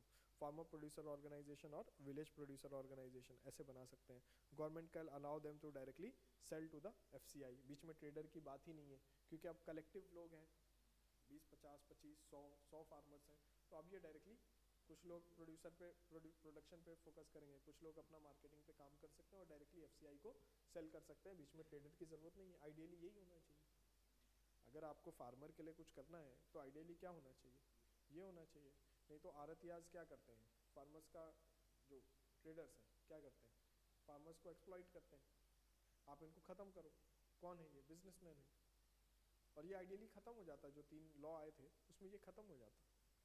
लेकिन फिर वही है ना, आपके पास इंफॉर्मेशन सेट ज़्यादा है, स्किल सेट ज़्यादा है, तो आप ज़्यादा समझ सकते हो कि क्या होगा इससे। और जिनके पास स्किल सेट नहीं है, जो नहीं समझ पा रहे हैं, फिर उनको आप मिसलीड कर सकते हो कि ऐसा नहीं, ऐसा हो जाएगा। अभी अगर आप कोई चीज़ें नहीं समझ पा रहे हो तो मैं आपको मिसलीड कर सकता हूँ कि देखो ये नहीं होगा तो ऐसा हो जाएगा, वैसा हो जाएगा, क्योंकि अभी आपके पास वो इन्फॉर्मेशन सेट नहीं है। हाँ, बाद में फिर कभी आपके पास वो इन्फॉर्मेशन सेट आ जाएगा, तब तक तो बहुत देर हो चुकी है। कानून तो वापस हो गए ना, काले काले वाले कानून, 3 काले कानून वापस हो। To improve bargaining power of farmers, ये समझ गए आप। हाँ, ये अशोक दलवाई कमेटी ने लिखा। कोई भी सजेशन हम अपने पास से नहीं देंगे, क्योंकि ये इकोनॉमिक्स है, ये, हाँ, ज्योग्राफी और हिस्ट्री जैसा सब्जेक्ट नहीं है कि आपने बता दिया कि हाँ अगर पाकिस्तान नहीं बनता तो हम दुनिया की लार्जेस्ट इकोनॉमी होते। ये आप बोल सकते हैं, इसमें कोई दो राय नहीं है। क्या हुआ होता ये तो आप बोल ही सकते हो ना, ये नहीं हुआ होता तो ये होता। लेकिन इकोनॉमी में आप अपने सजेशंस भी हार्डली लिख पाओगे, क्योंकि आपको क्या पता क्या सजेशन देना है। तो इसके लिए सरकार कमेटी बनाती है, वो कमेटी के सजेशंस उठा के लिखने होते हैं। इसलिए मैंने आपको जो भी सजेशन लिखवाए हैं, इनफैक्ट यहाँ पे तो रेफरेंस लिख दिया है, अदरवाइज भी मैंने आपको जो सजेशंस लिखवाए हैं, वे फॉरवर्ड लिखवाए हैं, उसमें कहीं भी मन की बातें नहीं है। जो भी लिखा हुआ है वो किसी न किसी कमेटी ने रिकमेंड किया है, अदरवाइज इकोनॉमिक सर्वे ने। अगर किसी कमेटी का डेटा नहीं मिलता है तो इकोनॉमिक सर्वे, इसलिए इकोनॉमिक सर्वे को पढ़ना इंपॉर्टेंट हो जाता है। आई बात समझ, क्यों इंपॉर्टेंट हो जाता है। चलो, declaring MSP for all crops under close procurement program and incentivize farmer to practice crop diversification। जैसे मिलेट्स हैं, पल्सेस हैं, आपको लग रहा है इनका प्रोडक्शन कम है, मैंने आपको बताया ना मिलेट्स पल्सेस, अब जब ज्योग्राफी में पढ़ रहे थे, मिलेट पल्सेस के लिए ज़्यादा प्रमोट करना है, क्योंकि वाटर रिक्वायरमेंट भी उतनी ज़्यादा नहीं है, लेग्यूमिनस क्रॉप्स होती हैं, पल्सेस, उतना ज़्यादा फर्टिलाइज़र नहीं चाहिए होता है। तो इसको इंसेंटिवाइज करने के लिए सरकार क्या कर सकती है, इसका एमएसपी थोड़ा ज़्यादा रख दो, क्योंकि एनी हाउ आप इंपोर्ट करते हो, फिर बाद में इंपोर्ट करना महंगा है ना, इंपोर्ट करना महंगा है, तो फिर आप ज़्यादा दे दो एमएसपी इसके ऊपर, और सबके सबके ऊपर रख दो क्या, क्लोज प्रोक्योरमेंट, कोई ओपन प्रोक्योरमेंट में नहीं होगा, जितना लाओगे उतना बिकेगा नहीं। सरकार को दाल की रिक्वायरमेंट ज़्यादा है, सरकार को मिलेट्स की रिक्वायरमेंट ज़्यादा है, नहीं चाहिए वीट और राइस, नहीं खरीदेंगे हम, लिमिट सेट कर दो, 50 मिलियन टन खरीदेंगे बस, क्या ज़रूरत है 120 मिलियन टन राइस, कौन खाएगा इतना राइस, पेट तो उतना ही है ना, कहाँ से खाएगा, ठीक है। फिर दूसरा, रिवाइविंग प्रोग्राम्स लाइक भावांतर भुगतान योजना, अंडरलाइन करो, बहुत ज़रूरी है इसको प्रमोट करना, इसको लिखना एग्जाम में, एग्जामिनर जो आपका पेपर चेक करेगा उसको लगेगा हाँ पढ़ा है इन्होंने, ठीक है। भावांतर भुगतान योजना क्या है, प्राइस डिफरेंशियल स्कीम बोलते हैं इसको, एमपी में स्टार्ट की गई थी। सरकार कुछ नहीं करेगी, ना सरकार फसल खरीदेगी, ना सरकार स्टोरेज करेगी, सरकार कुछ भी नहीं करेगी, सिंपल है। देखो ये बहुत अच्छी स्कीम है, इसको प्रमोट कर सकते हैं। गवर्नमेंट कुछ भी नहीं करेगी, गवर्नमेंट सिर्फ एक काम करेगी, और वो है एमएसपी अनाउंस करना। सरकार ने एमएसपी अनाउंस कर दिया, आप जाओ मार्केट में बेचो, सरकार ने एमएसपी अनाउंस कर दिया, आप जाओ और मार्केट में सेल करो, उसकी रिसीट रखो अपने पास। अगर आपको एमएसपी से कम दाम मिला है तो जितना कम दाम मिला है उतना सरकार आपको दे देगी। प्राइस डिफरेंशियल स्कीम, समझ में, भावांतर भुगतान योजना। आप सरकार ने एमएसपी अनाउंस किया, सरकार को एपीएमसी मार्केट बनाने की जरूरत है क्या, नहीं। सरकार को रजिस्टर्ड ट्रेडर बनाने की जरूरत है क्या, नहीं। आपने क्या किया है, सिर्फ आपने एमएसपी अनाउंस किया है, किसान ने क्या किया है, जाके मार्केट में बेचा है, और मार्केट में जो भी उसको कम पैसा मिला, अगर ज़्यादा मिल गया तब तो बात ही खत्म है, जो कम पैसा मिला है उसमें क्या करना है, वो डिफरेंस सरकार को, वो डिफरेंस किसान को देना है, सरकार को किसान को देना है। इसमें सिर्फ एक चीज़ का ध्यान रखना है कि हम हाईली करप्टेड लोग हैं, हम फर्जी इनवॉइसेस बना लेंगे और फिर उसके बाद हम डिमांड करेंगे, फार्मर बेनिफिट नहीं करेगा, अगेन ट्रेडर को फ़ायदा होगा। तो उसमें सिर्फ इसको कंट्रोल करने की ज़रूरत है कि बेटर, अभी आज जीएसटी फाइल होता है ना, तो आप बोल रहे हो क्या जीएसटी बोगस है, नहीं ना, हम तो देखो कल की भी हेडलाइन है, आज की हेडलाइन है, इतना टैक्स कलेक्ट कर लिया, तो उसमें बोगस है नहीं है, उस पर तो बात नहीं हो रही ना। तो आप बेटर कंट्रोल कर सकते हैं यूजिंग टेक्नोलॉजी। फार्मर वो पॉइंट ऑफ सेल मशीन लगा दो, जैसे आधार कार्ड लगेगा और किसान का अंगूठा लगेगा, उसके अलावा होगा ही नहीं काम। फार्मर प्रोड्यूसर ऑर्गेनाइजेशन ज़्यादा से ज़्यादा बनाओ, क्योंकि 25 फार्मर में से एक फार्मर तो समझदार निकल जाएगा जो इन चीज़ों को पकड़ सकता है। विजडम वाइज बात नहीं कर रहा, विजडम वाइज तो फार्मर आपसे ज़्यादा होते हैं, एजुकेशन वाइज लिखना पढ़ना, इंग्लिश में आपने इनवॉइस बना दी, वो पता है या नहीं पता है, वो प्रॉब्लम है।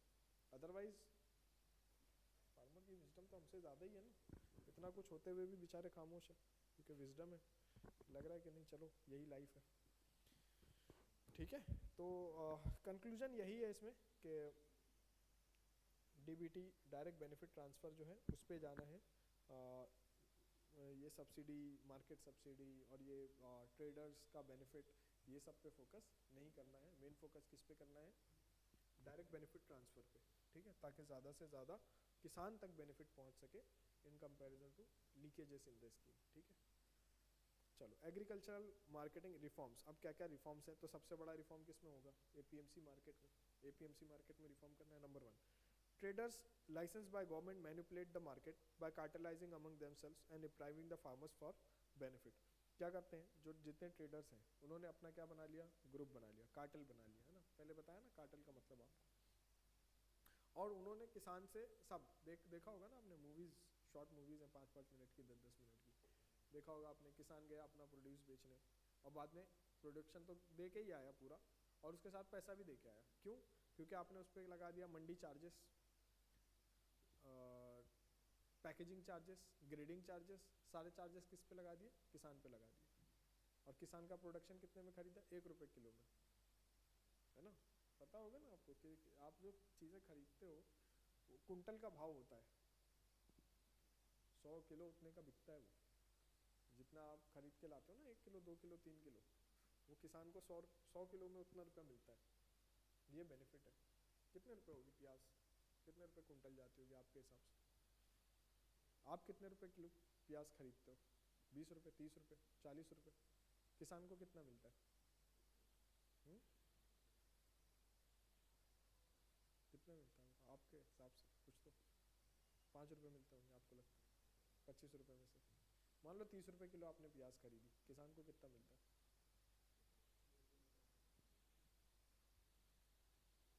8 रुपए कुंटल जाती है प्याज, 8 रुपए कुंटल। 100 किलो का 8 रुपया मिलता है किसान को। अभी बात समझ में? कहाँ हो आप लोग? कहाँ हो? यहीं हो? रहते हो इंडिया में? जाते नहीं हो क्या गाँव? गाँव नहीं है आप लोगों का? हाँ? आपका गाँव नहीं है? दिल्ली में ही हो बचपन से? Born and brought up Delhi. आपका भी नहीं है? गए कहाँ है? अलीगढ़ में? यूपी में। आपका? बिहार से। तो देखा होगा फिर तो, बिहार वगैरह में तो कौन, पता करो, पता चल जाएगा सब। सरसों देखो, मस्टर्ड कितने में बिकती है? कोई कीमत नहीं है इनकी, किसान को कुछ नहीं मिलता है इसका। पूरा बेनिफिट किसको मिल रहा है? ट्रेडर्स को। कैस्केडिंग इम्पैक्ट होता है। 4 लोग कमाते हैं मार्केट तक पहुंचने तक, आप तक पहुंचने तक 5 6 लोग, 7 लोग, 8 लोग, 10 लोग हैं इन्वॉल्व। पूरी चेन बनी हुई है, वो चेन डिस्टर्ब नहीं होनी चाहिए, इसलिए प्रोटेस्ट होता है। रिफॉर्म करने की कोशिश करो, प्रोटेस्ट हो जाएगा। और अभी कर भी सकते हैं प्रोटेस्ट, क्योंकि अब आप सरप्लस प्रोड्यूस कर रहे हो, कोई भूख से नहीं मर रहा। अदरवाइज जब ग्रीन रेवोल्यूशन नहीं हुआ था तब तो कोई कुछ भी करने तैयार था, आप कुछ भी करा लेते उस समय आप कोई भी लॉ बना लेते, लेकिन गवर्नमेंट ऐसा नहीं कर सकती है ना। फिर आपको भी तो, आप भी नहीं चाहते हो कि ऐसा हो, लेकिन आपको मिसगाइड किया गया है। 3 काले कानून वापस लो, फिर आपने कहा हाँ काले कानून है तो वापस तो होने चाहिए। और फिर वो अगर गवर्नमेंट वर्सेस पीपल हो जाएगा ना, तो सेंटिमेंट्स लोगों के हक में रहेगा, सेंटिमेंट्स गवर्नमेंट के हक में कभी नहीं आएगा, क्योंकि गवर्नमेंट पावरफुल है ना, पीपल थोड़ी पावरफुल है भाई, सिटीजन थोड़ी पावरफुल है। गवर्नमेंट के सामने क्या है हमारी? कुछ नहीं है। अभी ले जाएंगे प्रिवेंटिव डिटेंशन, पढ़ा होगा आपने पॉलिटी में, कुछ नहीं कर सकते आप।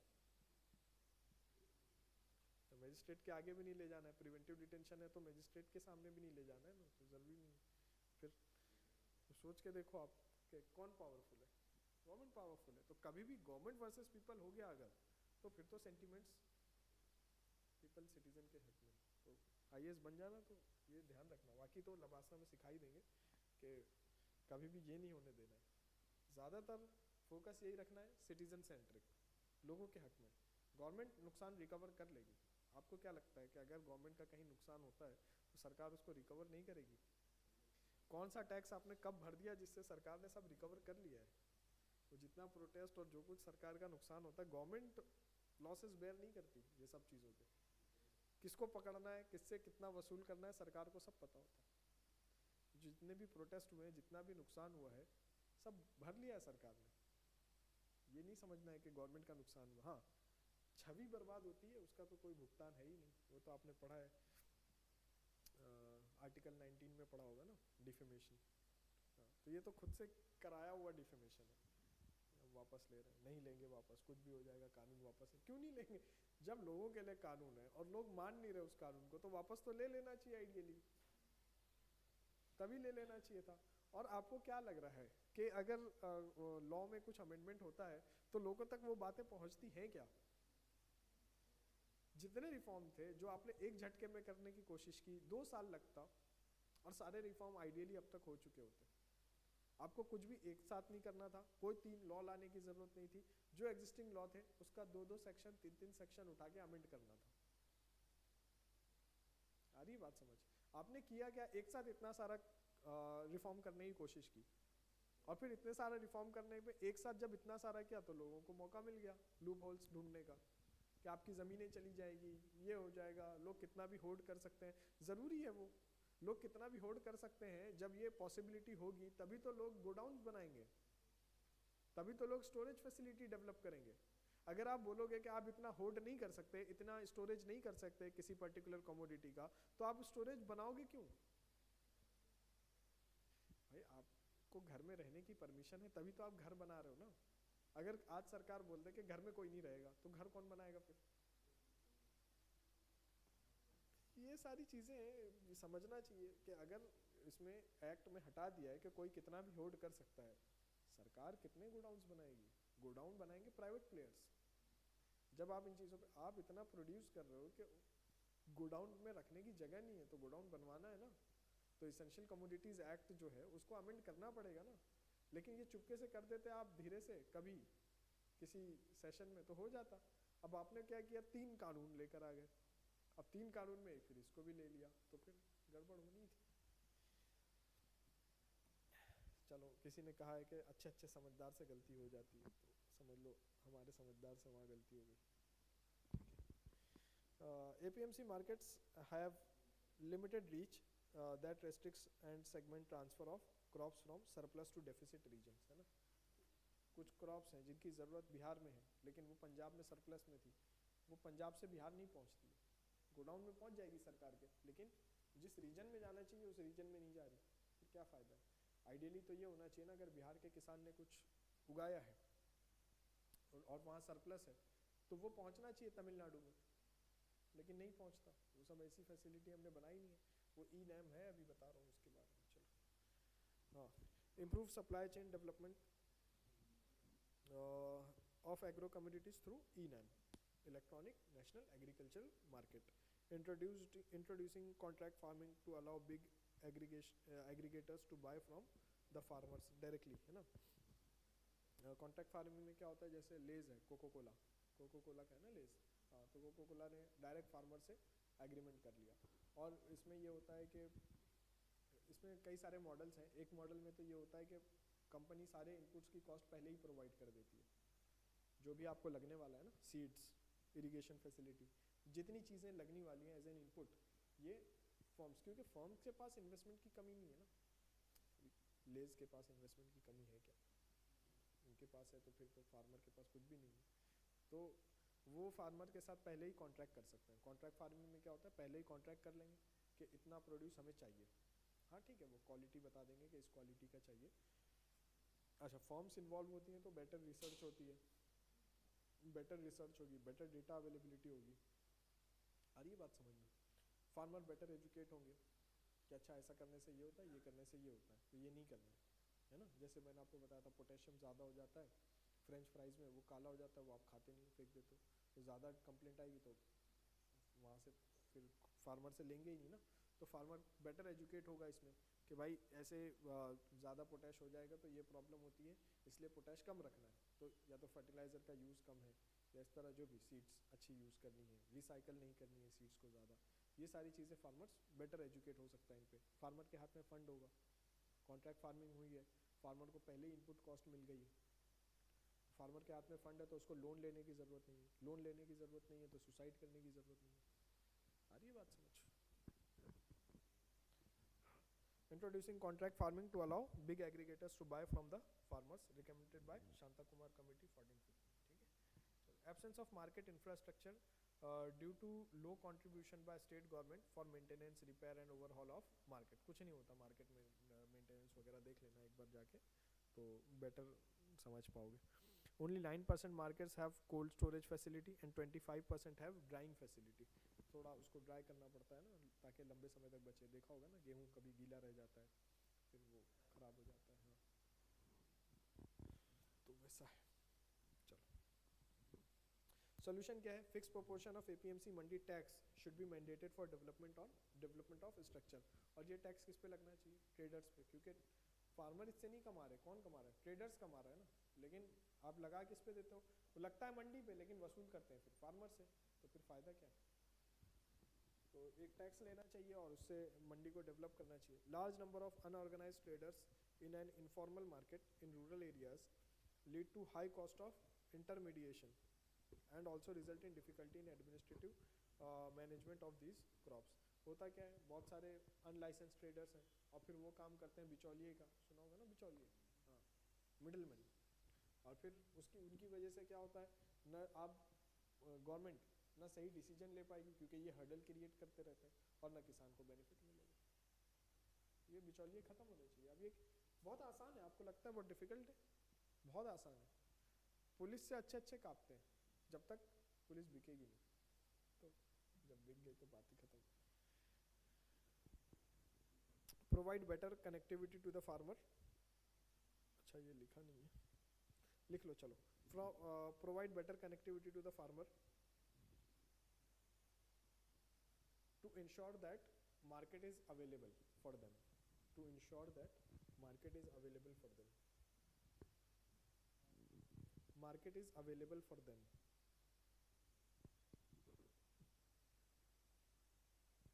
अच्छा एक काम और करना, ये पेज थोड़े ना आगे पीछे हो गए, मैं इसको सही करवा देता हूँ पहले।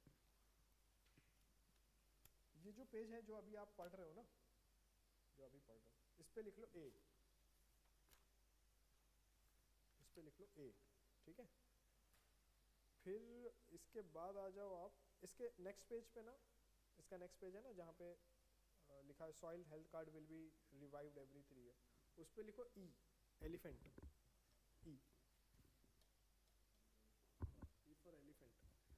फिर उसके बाद नेक्स्ट पेज जो है जहाँ पे स्टार्ट हो रहा है इन केस ऑफ यूरिया से, उस पे लिखो D, D for Delhi, D, D. फिर उसका जो नेक्स्ट पेज है मेथडोलॉजी फॉर ऑपरेशन ग्रीन, उस पे लिखो बी, बी फॉर बॉम्बे, तो आगे पीछे हो गया ना उसकी वजह से दिक्कत है। फिर उसके नेक्स्ट वाले पेज पे लिखो laying up solar pumps etcetera, उस पे लिखो सी, सी फॉर कैट, सी, चेन्नई। और उस पे लास्ट में जो है प्रधानमंत्री फसल बीमा योजना, उस पे लिखो एफ, एफ फिश, ठीक है, एफ फॉर फिश। बाकी फिर कंटिन्यू जैसा है वैसे ही, तो ए से बी पे जाना है, बी से सी पे आना है, सी से डी पे आना है, डी से ई पे आना है, ई से एफ पे जाना है, फिर ये कंटिन्यू रहेगा, ठीक है। नहीं तो फिर पता नहीं कहाँ से कहाँ पहुँच जाएंगे हम, तो इसको सही कर लेना, निकाल के भी सही हो सकता है वो स्टेप भी, ठीक है। वो लग गया उसके बाद मैंने देखा, फिर मैंने बोला क्या कर सकते हैं, जाने दो। चलो provide better connectivity to the farmers to assure that market is available. इसके ऑपरेशन ग्रीन गवर्नमेंट ने अनाउंस किया था, वो मैं बता रहा था आपको, एग्रीकल्चर में भी थोड़ा बताया था। फिर उसके बाद गवर्नमेंट ने इस साल बजट में ऑपरेशन ग्रीन पे बात ही नहीं की। तो आपने बोला कि ऑपरेशन ग्रीन है, पहले बोला टॉप टोमेटो अनियन पोटैटो पे होगा, फिर आपने बोला नहीं 22 कमोडिटीज़ पे और होगा। कौन सी 22 कमोडिटीज़ अभी तक सरकार ने नहीं बताया। फिर उसके बाद इस साल तो बजट में बात ही नहीं की, ख़त्म कर दिया। तो ऐसा करोगे तो अनसर्टेनिटी बढ़ेगी, ऐसा नहीं करना चाहिए, पॉलिसी को कंटिन्यू रखना चाहिए। तो ये ऑपरेशन ग्रीन है। फिर ऑपरेशन ग्रीन से फिर हम कल नेक्स्ट क्लास में पढ़ेंगे, होपफुली कल, वो आपको उसके लिए एजिटेशन करना है, तो होपफुली कल होगी, अगर या फिर नेक्स्ट में जब भी होगी तो ऑपरेशन ग्रीन से हम तब पढ़ेंगे, ठीक है। चलो, थैंक यू वेरी मच।